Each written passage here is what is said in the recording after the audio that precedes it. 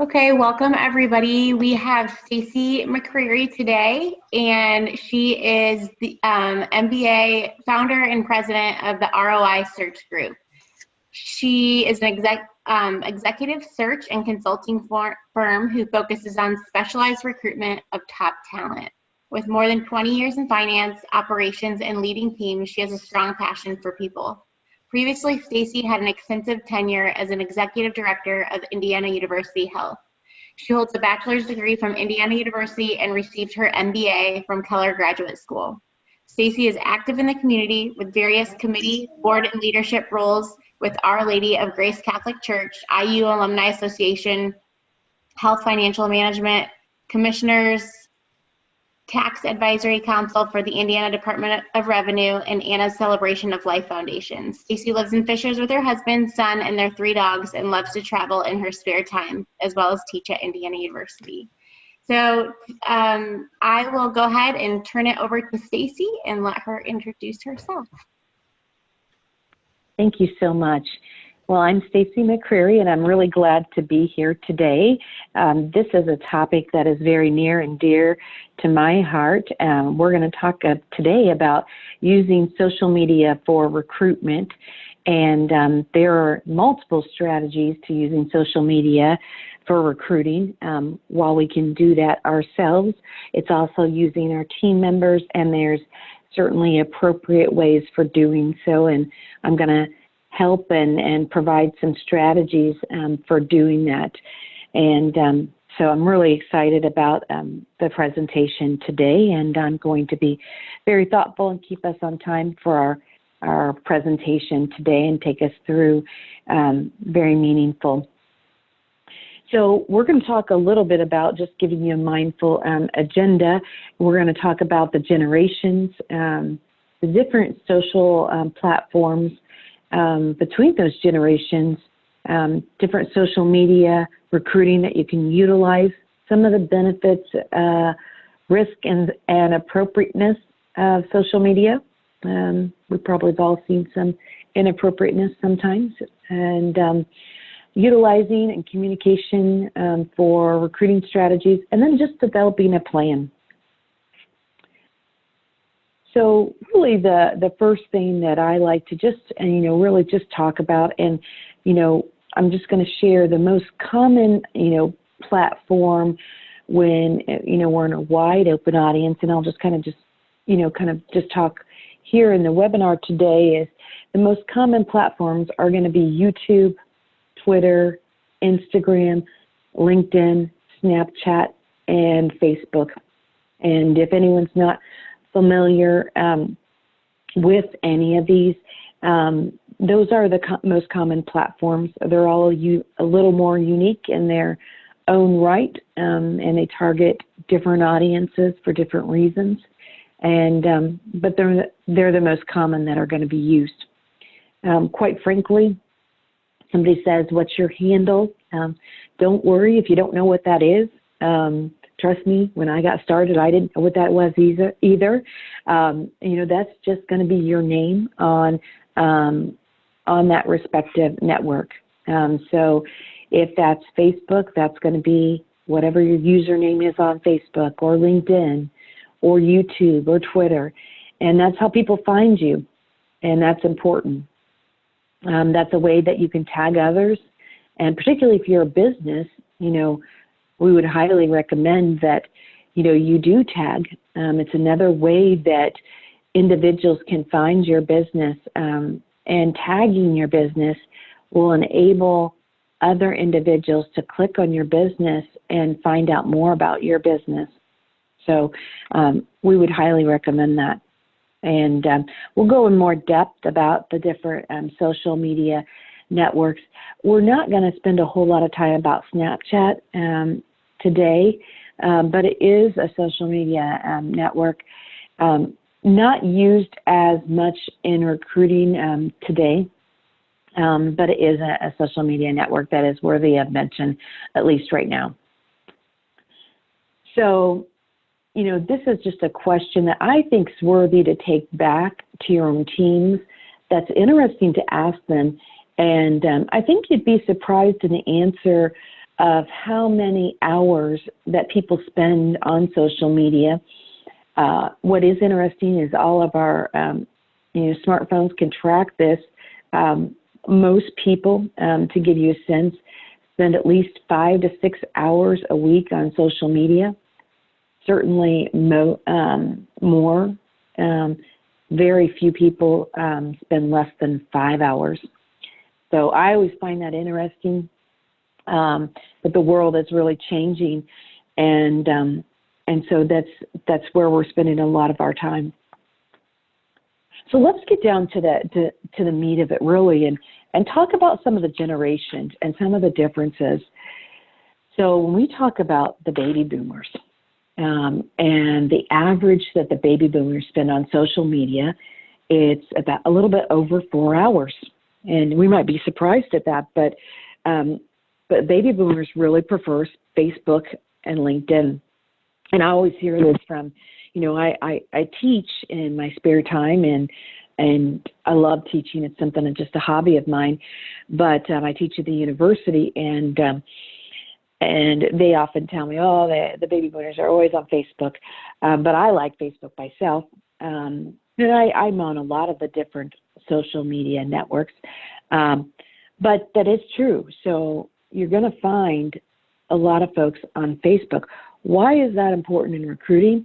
Because we are recruiting multiple generations. And if we're not, then we're missing a lot of people in the job market. We should never preclude one generation. And I walked into my office a couple of days ago, and this is a great example. The lady at the front desk, she was telling me that, she's like, I re-entered the job market. I was bored at home, and I didn't prejudge her I didn't know what her age was. She looks great.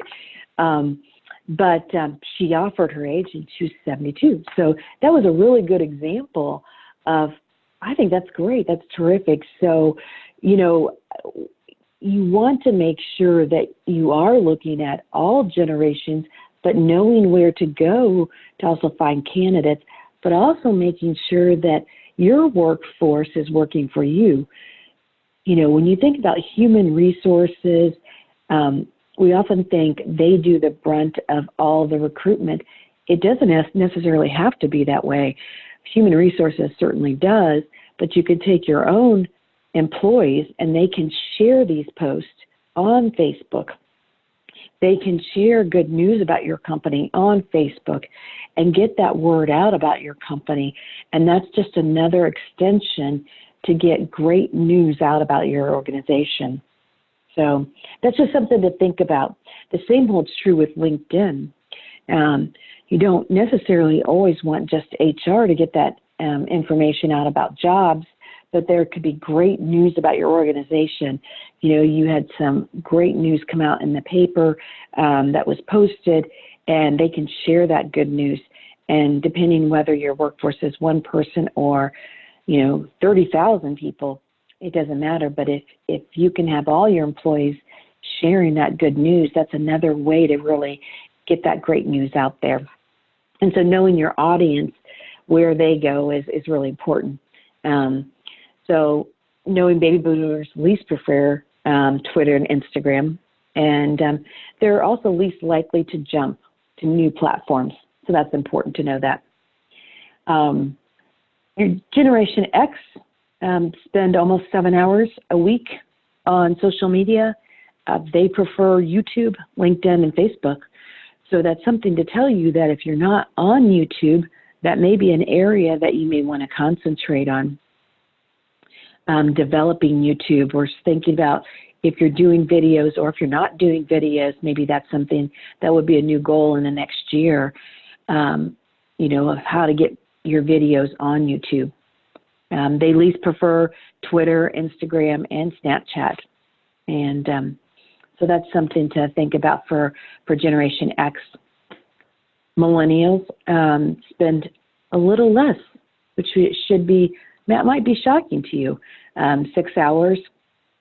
And they prefer YouTube, Snapchat, Instagram, and they still prefer Facebook, although some would think not. They least prefer Twitter, which some would be interested in that. Some would think that they do prefer Twitter, but they do hop to newer social media platforms, and we'll talk about that later on. So, we talk about these most common platforms, using social media platforms to advertise jobs, find talent, and communicate with potential talent. It's not necessarily just about posting a job on LinkedIn. We get this question all the time at ROI Search Group that, do you post jobs on LinkedIn? We don't, but do I think you should as an organization? Absolutely. Use all these resources, but it's certainly a place that you could find talent.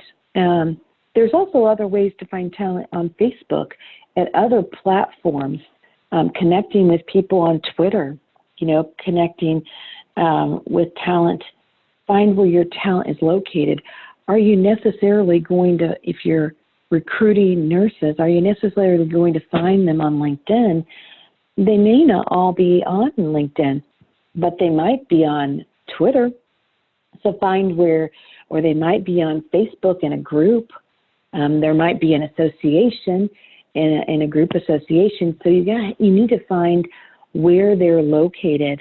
If you're looking for a group of, digital marketing folks, you might look on Facebook. That's where they might be located. So you have to find what platform those folks might be on versus, if you're posting directly on LinkedIn, that might not be the platform where you may find the candidates that you're looking for. So that's always really important. So that's something that we would share, certainly. So it's important to know where your audience may be and doing a little research surrounding that. So why use it? Well, it's just another way to get your marketing out on your company. Not only just recruiting candidates for your company, but it's getting out the good word about your company, having people know about your company. And like I said early in the presentation, I can't say enough about tagging your company. And if you're hearing this for the first time and you're like, I have no idea what she's talking about. So I'm just going to say that when you tag your company, it's literally writing the @ symbol and whatever that name is, that handle I talked about earlier. So figuring that out, so you'd have to go to that Facebook site and figure out what that name is. So I'll use my company. My Facebook site is @ROI Search Group. And so if you didn't know that, you would go to the Facebook page and you would see it listed there. If you were trying to figure out, another company, you would go to their Facebook site and figure out exactly what that was, and then it would be in bold. And why that's important is then someone who sees it can click on it and it takes you directly to that business page. That's a great way to brand your name, get folks to go directly to your page, get more folks to like your page, and get your name out to a larger audience. And you could post jobs on your page and you can get more people to see your page and more people to know about you. So it's a good way, you have announcements on your page, you may have events on your page, and it gets more real time. It's a wonderful way to do that, and I highly recommend it. You can do that on LinkedIn, you can do it on Facebook, and you can do it on Twitter. I would recommend you do that as often as you can. We'll talk a little bit about automation, but sometimes in automation that is lost. So you do need sometimes to do a manual post to do that. Sometimes automation you can get it done, but sometimes it is lost. But I highly recommend it. I also recommend doing it when you are, congratulating an employee. You could link that employee in there. So when we bring a new employee on board, we might, link that employee in there. So more people can go to their page and learn about that a new employee, learn about us, or if we've connected with someone else, or if we've supported an organization, they can learn about that organization. So it's just a great way to also, make sure we promote other organizations, if we've, supported an organization, but it's a great way to get your organization out there. So there's a lot of great things that you can do to market your company, and you can have your employees support that. So the weight is not always on human resources to do all of this work. You can also have your employees do it.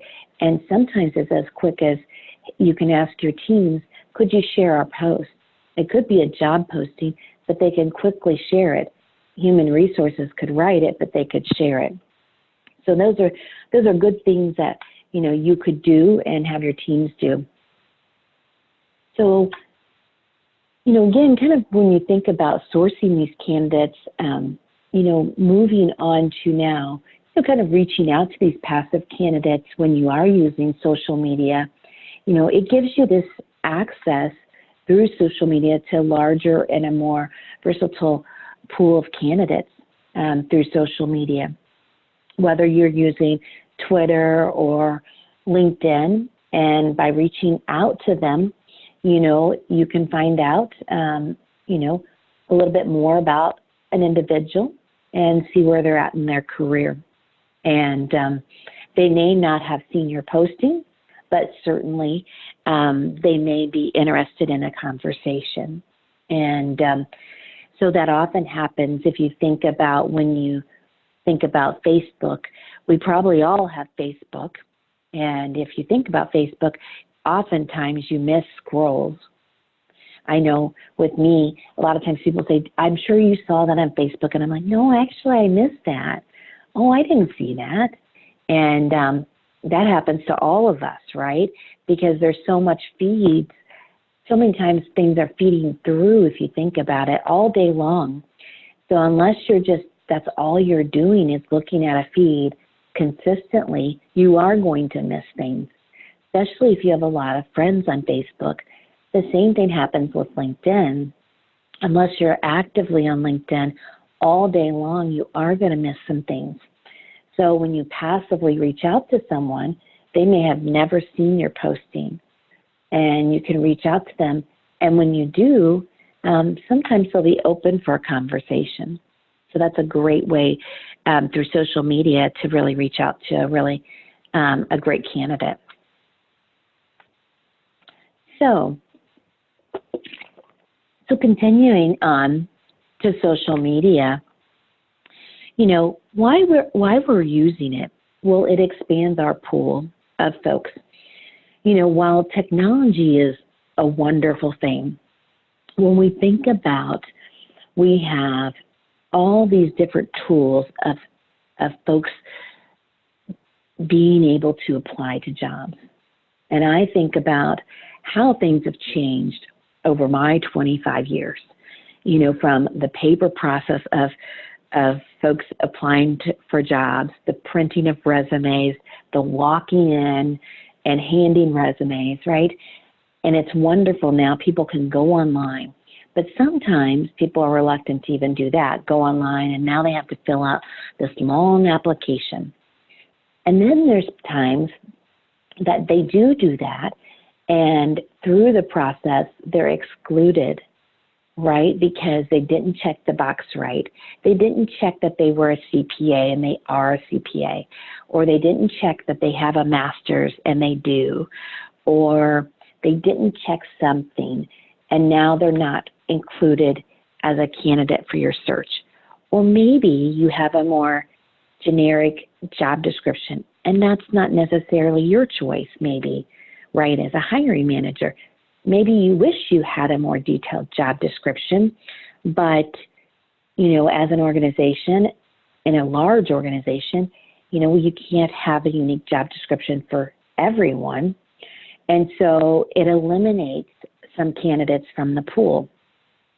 So technology is a great thing, but sometimes it excludes some really great candidates that otherwise would make it through the process. So social media gives us a way to be able to reach out to some folks that otherwise would have maybe came through the process, or maybe they would have never came through the process. And what it also does is during the process, it gives us time to reach out to folks who are happy, heads down, and successful. And from our perspective, maybe too busy to be applying to different roles and may not even be aware of different roles, but could be ready for that next position in their career. So, it gives you, by reaching out through social media, it gives you, a better understanding of candidates out there. You're able to network. You're able to connect with folks, different companies, employees in different industries. You're able to see who would align with your company culture. You're able to just see, behaviors, comments, postings of how they conduct themselves also on social media. So it gives you a different perspective, too, of an individual. So it's just a really unique situation, I think, when you do social media recruiting. So kind of as we move through and we talk some of the benefits and risk and appropriateness, this is where I like to spend a little bit of our time. It increases the brand awareness and the loyalty. And that's one of your benefits. It enables you to connect with your target audience. So when you think about that, you can really figure out, well, if I'm looking for a nurse, I know exactly which platform I'm going to find the nurse on. You can find a lot of details about a resume without a resume. And that's a really, really cool thing, right? And, so it allows you to find people and find a lot of details without having that resume or needing that resume. And it allows you to get your brand out there and to get more value added information out there in front of, different folks. It's going to increase the traffic, if anything, by different postings and by different information you're putting out there to your own website, your own career website, if anything. More people are going to know about what you do, and more people are going to know about your career website, and it's going to open up for more opportunities for sharing, and it's going to save money down the road, and that's going to be great too. By finding the right people, it's going to save you money, and it's going to come to better outcomes down the road. So I always love when you're able to find folks through social media because you can learn a lot about a person. You can see a lot about their background. They may even have a resume posted, but you can still see a lot about the details of their background. And so I always think it's a win-win. But if anything, it's also developing more and more about your brand, and they can learn a lot about your organization too. So for me, it's a win-win. But there are risks, and in the wrong setting, it can damage a professional image. You certainly want to train your own employees about unprofessional content and behavior, and by employees and hackers, of what they can say and what they should not say. Particularly if, there are candidates out there that may say inappropriate things, and you don't want your own employees to engage in those types of conversations. And so you don't want them to violate, obviously, any HIPAA, laws and if they're in healthcare, or you don't want them to violate just any inappropriate behavior. And so we don't want that to happen, for sure. But you don't want them to damage your own brand, for sure. And you don't want them, obviously, to violate any privacy laws or to be any harassment or discrimination, and certainly any data breaching or anything like that. So I think, for us, it's always making sure that,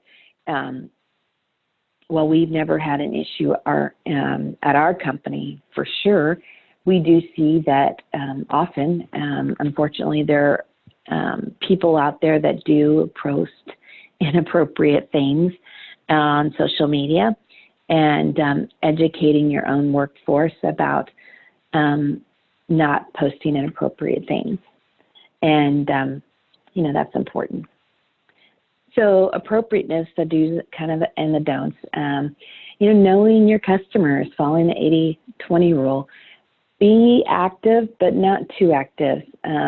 Too many posts can annoy followers, and then they may get lost, and they may not want to follow you anymore.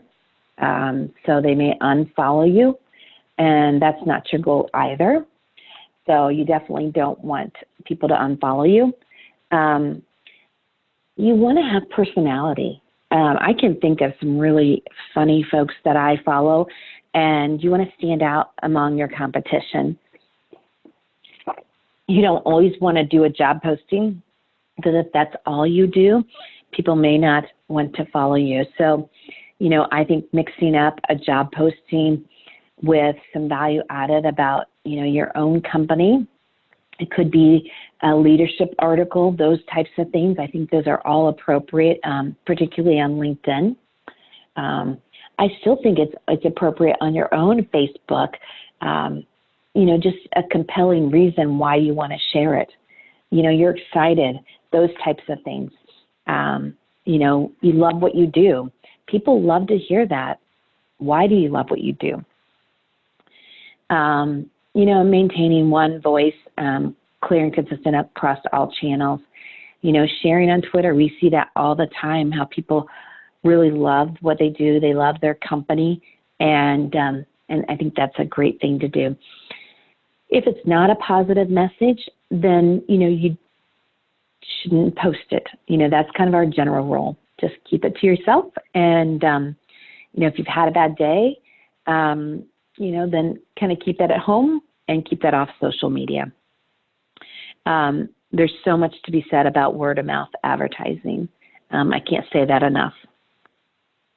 And, I will always say, don't neglect your profile. So if we're talking about LinkedIn, LinkedIn should be a picture of you and only you. Not the dog, not the child, not the bicycle, but only you. Preferably a professional picture, and you don't need to spend a lot of money. It can be an iPhone picture against a blank wall. And that's pretty much it. If we're talking about Facebook, it's appropriate to be a family picture, or you and the dog. People expect that. It could be you and the kids. It could be generally anything. If you're expecting to use Facebook for recruitment, people are going to look at your picture. So it should not be you, doing a keg stand. I joke about that when I train live, but people laugh usually. We're on a webinar, so no one's laughing. But it shouldn't be that. If you're expecting to use Facebook for recruitment, you don't want that to be your profile picture. It is perfectly fine to post that on Facebook. You have a real life, and that's okay. It should be you of something fun and, in clothes preferably, or a swimsuit or something. But you do want to keep that, because somebody's going to look, that's going to be the first picture. And you don't want, if you're using it for recruitment, you want them to at least answer your message. So I always try to just let people know that. If you don't have a picture, I always say, and you'll have to excuse me, it's weird not to have a picture, so put a picture on that platform. if you're not using any of social media for recruitment, then you can do really what you want, because no one's looking at your profile for recruitment. If you have a private social media account, which means no one's looking at you, no one can see you, then no big deal. And you can do with it whatever you would like, because no one can see you. But when it moves over to business and you're using it for business, you do want it to be somewhat personable, and so somebody can see you and see a smiling face of some sort. So that's my 2 cents on a profile picture. It does not need to be a professional picture on Facebook. It should be friendly. It should be fun. It should be life as you're living it. And you should change it as often as you choose to. And your cover picture should be whatever makes you happy. So, connect with people that make you happy. And, so that's what I would say on profile pictures. I would ignore comments from people that, do not really represent happiness. So that's my point on if anyone would respond to something and it's not in a pleasant light. But don't ignore comments generally. That's not appropriate. If somebody responds to something on LinkedIn, you do want to respond to them, and you want to have that engagement. And if you do have automation, sometimes automation, Hootsuite, Social Pilot, and other things, you want to keep an eye on those, and make sure that you're responding. You don't want that to get lost in the process. So it's really important when you do have automation, people still want you to be engaged, and they're asking questions, and so make sure you respond to that. And then you want to make sure that you're participating in the right conversation. So you often want to, when you're doing a post, you want to hashtag. So hashtag things that are important to you. If you're doing a job posting on social media and you're looking for a nurse, hashtag nurse recruitment, hashtag talent acquisition, hashtag, something that's important. We love nurses or something, hashtag just enables it to show up every place that there's a hashtag, and then you can search on hashtags, and other people will be able to find you with that hashtag. So it reaches out to mass candidates that way. So it's a great way to participate in the right conversation.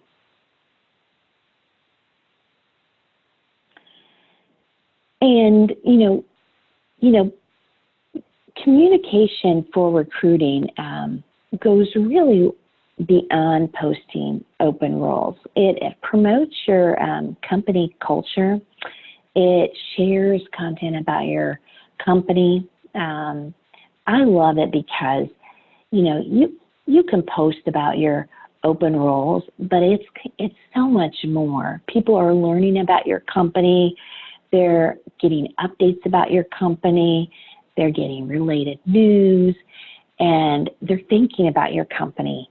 And people like to hear more about your company. And then they start thinking, when they're ready to make a move, they start to think about your company. So while it may not be today, it may be in the future. So this is one of my favorite slides ever. And, this is from some of our favorite friends out there, some of the things they do. And I love it. So oftentimes when they hire, they put a picture on social media and share, here's our new orientation class. And I love that because what it does for the new folks is they can then go on social media and they can see their picture and they feel very welcomed. They're like, oh, there I am in a group, in a large group. I'm on social media. Yeah, I remember that day. And it's pretty exciting. And they can see, on the screen you can see, oh, wow, there's 190 people liked it. There's like 7 comments, and it's just neat things that you can do if you're not doing this sort of thing. I don't have one in here, I don't believe, but in our own company, we have a smaller company, but we do an individual, and we put a picture and we welcome them and tag them in just like that, and promote it on LinkedIn and welcome to our company. And it's a neat thing. And I'm telling you, every time I do this, there's well over 2,000 people that view that post. And it's really exciting how many people welcome them to our small company. And I love it. They feel so welcomed. It's hard to make a change. And, so when these folks obviously can't tag in everyone if you're a bigger company like this, but these are great things you can do even in a bigger company. But if you're a smaller company and you feel comfortable tagging the person in, wow, think about how many people can welcome that person. That's pretty special. And I always feel special when we bring a new person on, when they have that kind of welcome. Here's some other things, just fun things that you could do to promote your own culture, seeing some volunteer activities and things like that. So kind of moving on from, recognition and some other social media ways to promote your company and how, candidates can just view you just of some of the great work that you're doing. Talking about how much you should post and when you should post. And these might be shocking because this has changed a little bit over time. And when I first started, Facebook was like at 6 a.m. And I'll tell you, we still post at my company, we still post early in the morning for a variety of reasons. But for Facebook, typically the key times are 1 to 4. And here's the reason why. I mentioned earlier it was for baby boomers. The key times are 1 to 4 because it's often after lunch. Now, we forget often that we're dealing with multiple time zones. So we often think, oh, we're in Eastern. Yeah, but not everybody is in Eastern. So after lunch, most times, folks are looking at their phone, and they're most often looking at Facebook. So that's why it's in the afternoon. There's still something to be said, although there's somewhat of a wave. You may hear, Mel Robbins talks about this a lot. Don't look at your phone in the morning. There's also some other folks that say this too. So there is some wave of not looking at your phone in the morning. That's why there's this shift. So you may have heard that, but it used to be in the morning when you looked at Facebook. So there's some shift to that. Resharing a post every other day. You do what you feel comfortable with, but you don't want them to all be about business, about a job posting. So you don't want to overwhelm someone. This may be surprising. We are also on Twitter. I do not tweet 15 times a day. I do a couple sometimes. 15 tweets a day. And I'm telling you, 15, probably no one would notice because there's so many tweets out there. And you could do it anytime. And you could retweet about 7 tweets a day. It's unreal. You want to keep the posts frequent but not overwhelming. LinkedIn, definitely 1 post a day. You don't want to overpost on LinkedIn. And you could reshare a post every other day. And the key times are 10 to 11. Again, you're dealing with multiple time zones. But most often, you're having that shift from, I shouldn't be looking at my phone first thing in the morning. It used to be first thing in the morning. But you're having that shift a little bit. So people are getting out of a meeting. They've had a few meetings. They're at their desk. They're kind of catching up and doing a quick scroll. That's what you're seeing here. And Instagram, you could do 1 or 2 posts a day. And interestingly enough, it is first thing in the morning. So what you're finding is the folks that look at Instagram, I've gone to the gym, I've worked out. I started my day at 5 a.m. Yes, I didn't look at my phone at 5 a.m., but now I've done some things, and now I'm ready to look at my phone. So different folks and different generations at different people looking at them at different times. So very, very interesting. You know, can you post at different times? Most certainly. You should post when you're able to post. Those are just target times. And I will tell you, there is very little value between 5 p.m. to 8 p.m. So I would not post between those hours. You will get very little traction. There's very little traction on Fridays. Very little traction on the weekends. Those are not good times to be posting. There is high traction on Sunday nights. So if you're posting jobs, I would highly, highly recommend posting them on Sunday nights. There's very little traction on Monday mornings. I'm busy, I'm slammed at work. I don't have time to look at anything. I'm catching up. There's a lot of volume on social media on Tuesdays, though. I'm caught up at work. Now I've got time to catch up on social media. Anytime you're a day or two before a holiday, there's very low traction on social media. So just keep those things in mind because you don't want to be pulling everything together to post, and then you're not going to get the results you hope you would get. Okay. So some other things to just look at is social media goes way beyond Facebook and LinkedIn and those other mediums we talked about. You know, the different generations use them differently, and but there are some other unpopular networks that I did list here that I think are important just for you to be aware of as things shift a little bit. And those are more for your benefit. We won't go through those in detail. And, you know, you have to be in recruiting. I think you'll have to always be open to adjusting to a changing workforce, updating your strategy to accommodate to new ways of generations. And, you know, one thing that we say, even though we have an application process, you know, even though we do post positions, you know, and we have folks that have to apply, we still allow, we put an email address out there.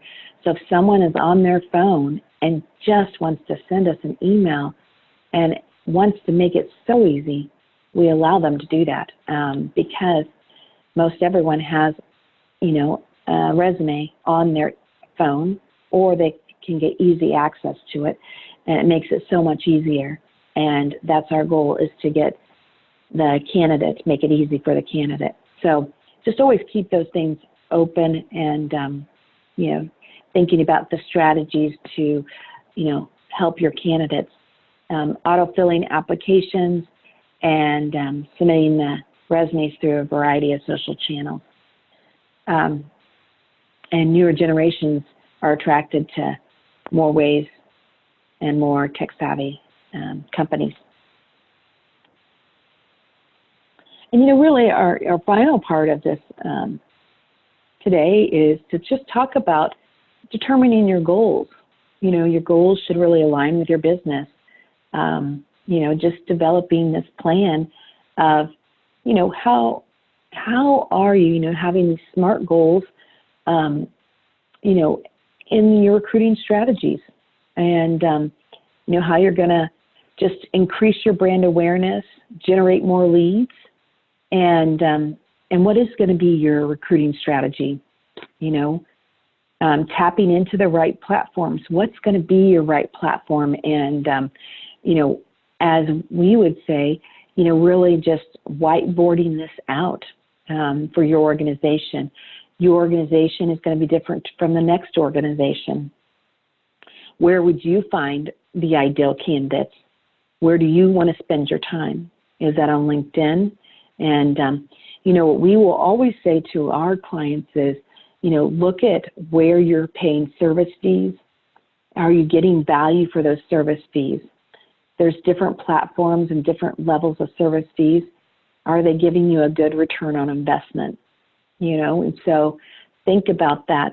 When you look at your own internal workforce, look at the return on investment in your own internal workforce, and look at your, outsourcing.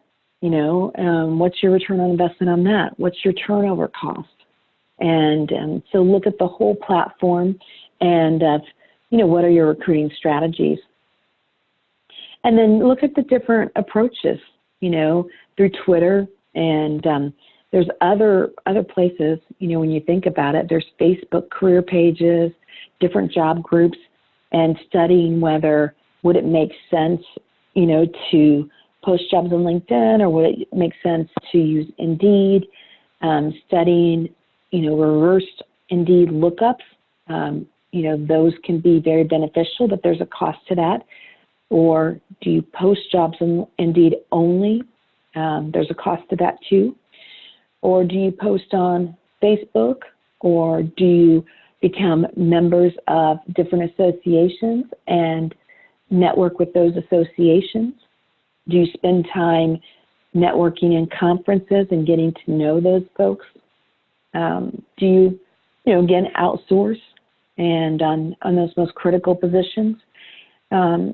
Or do you have a dedicated person spending time on LinkedIn, and what's the return on investment on that?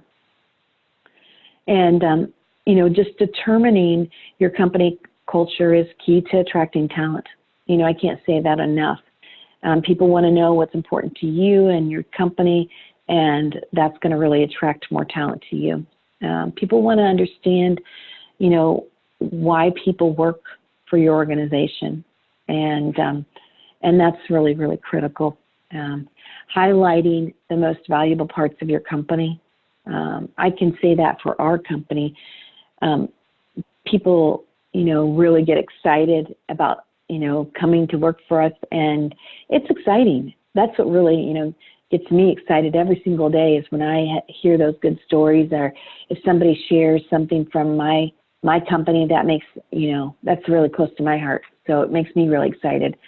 Allow the employees to share in your company's voice. That's really going to help you quite a bit.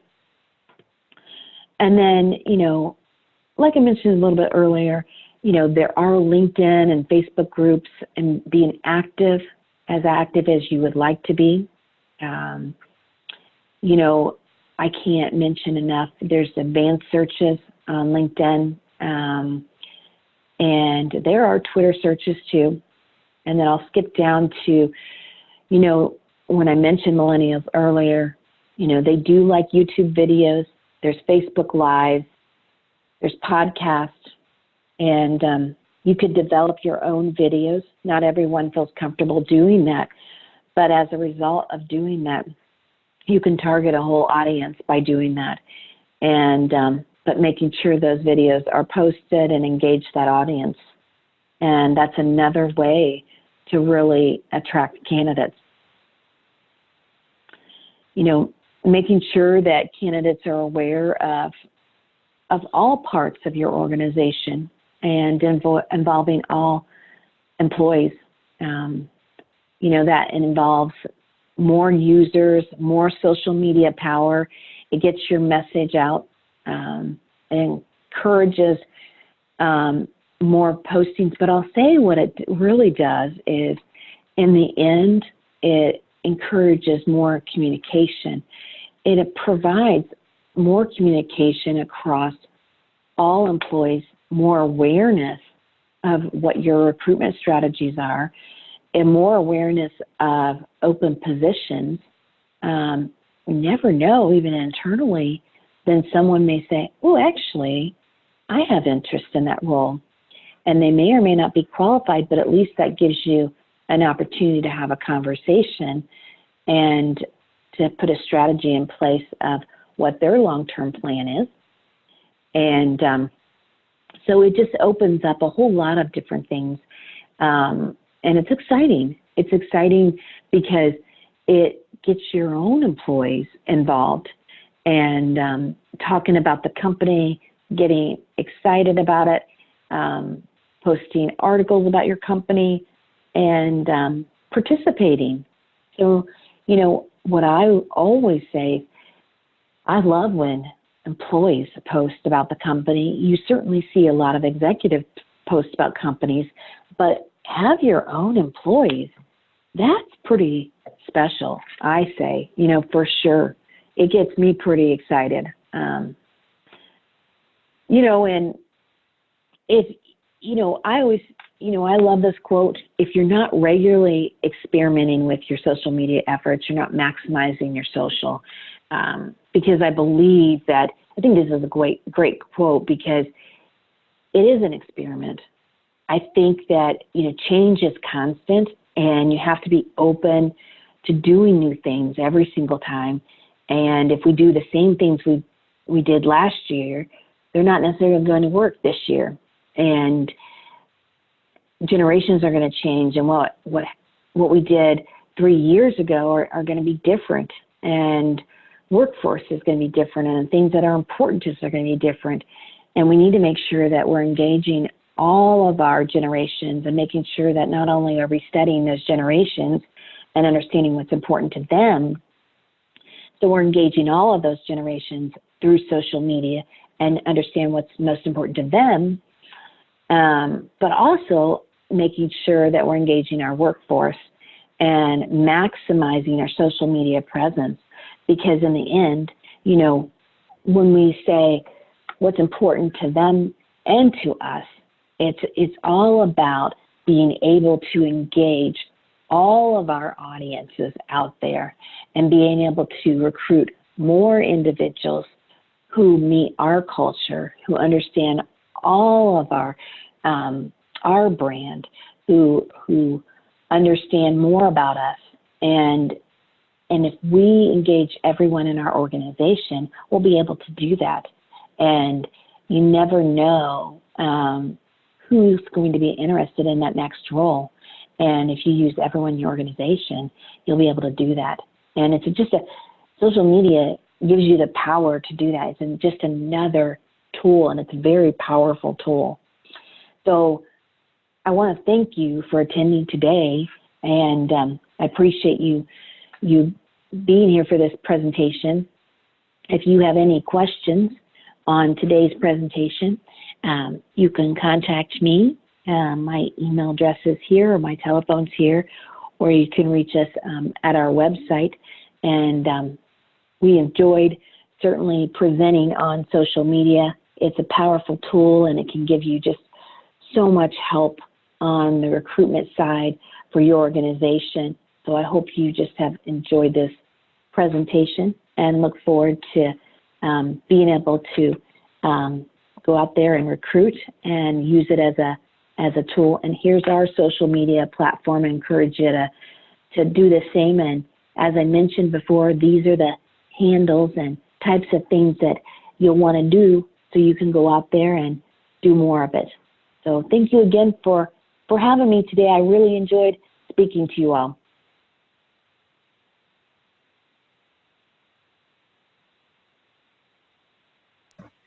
Thank you so much, Stacey. That was wonderful. Can you hear me okay?